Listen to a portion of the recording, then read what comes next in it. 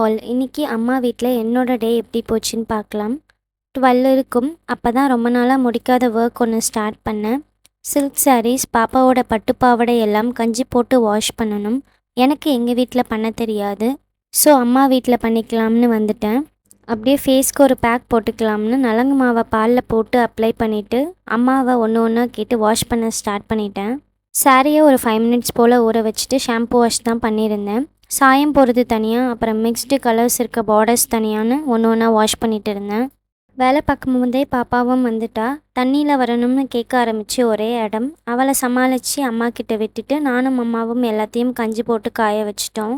அம்மா வீட்டுக்கு வந்தால் பாப்பாவை தங்கச்சி, அம்மா, பெரியம்மா எல்லாம் பார்த்துப்பாங்க. நான் எப்படி டைம் வேஸ்ட் பண்ணக்கூடாதுன்னு இந்த வேலையெல்லாம் முடிச்சு வைப்பேன். ஒர்க் முடிச்சுட்டு ஃப்ரெஷ் ஆகிட்டு எல்லாம் மதியம் லஞ்ச் சாப்பிட்டு கொஞ்சம் ரெஸ்ட் எடுத்தாச்சு. ஈவினிங் டைம் ஒரு காஃபி குடிச்சிட்டு பிளாக்கி இங்கே வந்தால் நான் தான் அவனை வாக்கிங் கூப்பிட்டு போவேன். அவன் கூட ஜாலியாக வாக்கிங்லாம் முடிச்சுட்டு நாங்கள் எல்லோரும் ஒரு 20 மினிட்ஸ்க்கு வாக்கிங் போயிட்டு வந்தோம். சும்மா இப்போ ஸ்டார்ட் பண்ணியிருக்கேன். எத்தனை நாள் இதை ஃபாலோ பண்ணுவேன்னு தெரியல. எல்லாம் முடிச்சுட்டு வெளியில் கொஞ்சம் போகிற வேலை இருந்துச்சு. ஸோ எல்லாருமே கிளம்பி ட்ரெஸ் ஷாப்புக்கு தான் போயிருந்தோம். அங்கே பாப்பாவுக்கு ட்ரெஸ் எடுக்கலாம்னு அம்மா செலக்ட் பண்ணிகிட்டு இருந்தாங்க. பாப்பாவை கூப்பிட்டு போயிருந்தோம். அங்கே அவள் நிறைய டாய்ஸ் இருந்ததை பார்த்துட்டு ஒரே ஹாப்பி. எல்லாத்தையும் பார்த்து அது வேணும் இது வேணும்னு கேட்க ஆரம்பிச்சிட்டா.